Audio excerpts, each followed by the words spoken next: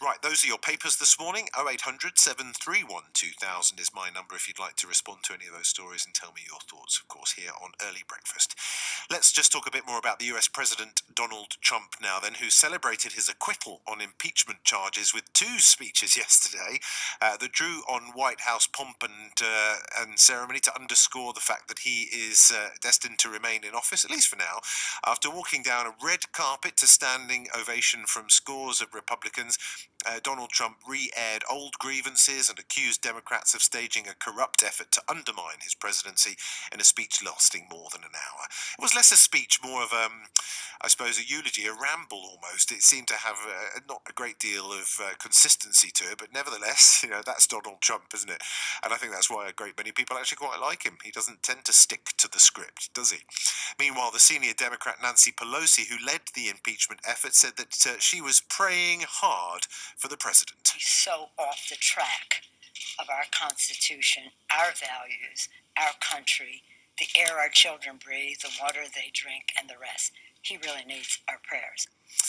Well, Ksenija Pavlovic Mcateer is a White House correspondent and joins me now on the line from Washington. Good morning, Ksenija. Good morning from Washington, D.C. Thank you for joining me this morning. It was quite a speech, wasn't it? Less a speech, more of a freewheeling ramble, as is often the way with Donald Trump, isn't it? What did you make of it? It is, exactly. I was there at the White House when it happened. I stood throughout the whole speech with the rest of the press corps. And to be honest, it was the example of how the history is written by those who are winners. And it was his speech. We were just the spectators. We didn't even have a section where we can sit down and cover the event. We were just standing and observing what was happening. It was his basically private party. And based on what I saw yesterday, I predicted a further polarization of the U.S. politics and an increasingly bitter re-election campaign following the acquittal. And he's now going to use it as he's using it to basically win the re-election against the Democrats. Well, that is significant in the cycle of the timeline of US politics. Of course, we're now sort of fully heading into the next election cycle, aren't we? The Democrats are attempting to elect the individual that they want to run against the incumbent Donald Trump in this election, and this impeachment plays heavily into that story, doesn't it, Ksenija? So many people are saying the impeachment attempt was always a bit of a gamble for the Democrats, and many saying that it was doomed to fail from the beginning. But what has public opinion been, would you say? It is polarized. It's divided. It's not like in the UK where once, the events are settled, people just come together. Here, it's still very polarized and it's going to deepen further. That's my prediction, because Trump is going to frame this attempt at impeachment not as an attack on Trump himself, but as an attack on Trump's followers. And he's going to use that to tell his voter base that Democrats do not like his base, that they're coming for them, and that they basically do not like how they vote because they want to assure the comeback of the establishment.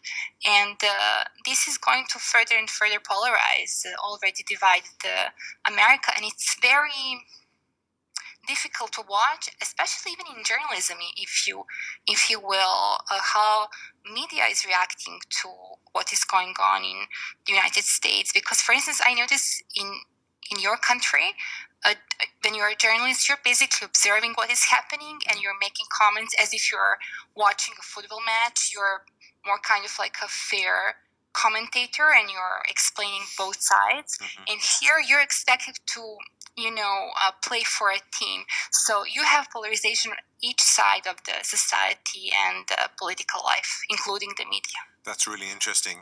And of course, significantly as well, with the Iowa caucus this week and the Democrats choosing their candidate at this point. I mean, do you think it's a futile effort? I mean, they've got to put somebody up, of course, in this election, but is it now a shoo-in for President Trump to be re-elected, would you say?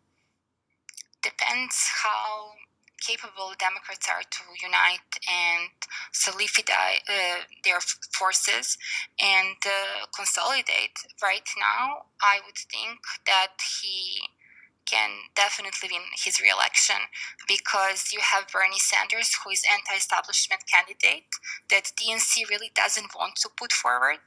They're more inclined to have a nominee in someone as Biden, but he ended up in the fourth place in Iowa. And we still do not know who is the winner. A few hours before, it was Sanders. Now again, they say it's Buttigieg. It's unclear. AP was unable to proclaim the winner. So it's a very confusing place for American voters to understand what is going on going forward. And as you say, Donald Trump is using the impeachment and the acquittal significantly as political capital now, and arguably rightly so. I mean, the Democrats were trying to take the wheel off his wagon by the impeachment process. They've lost that now. That's failed. So it's only fair game, isn't it, for President Trump to actually utilize that to his benefit, to convince voters that the Democrats were trying to demonize him and play the bad cops, as he said in his speech yesterday. Yeah, and he said yesterday they are bad people.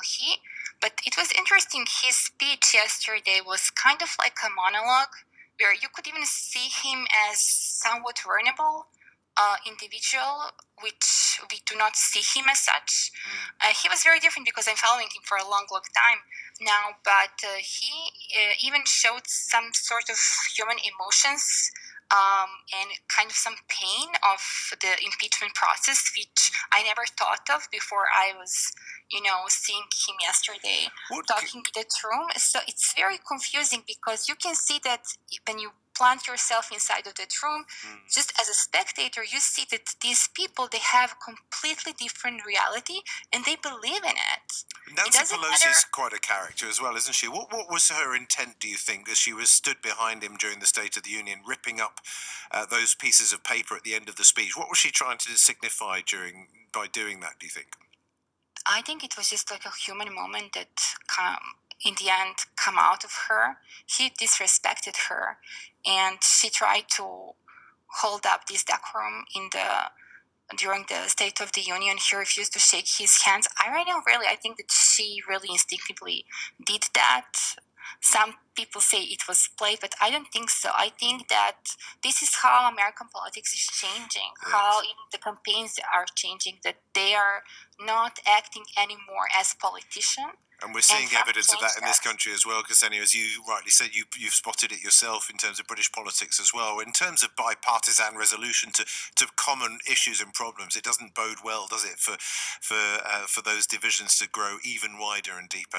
Listen, we must part company. I'm tight on time, but I'm very grateful for your contribution this morning. That's the independent White House correspondent Ksenija Pavlovic Mcateer, who was actually in the room as Donald Trump made that intriguing and rambling speech, which lasted over an hour, to describe his acquittal on impeachment charges and how determined he was to bring down those who had tried to do the same to him. Incredible stuff. 5 to 6 now.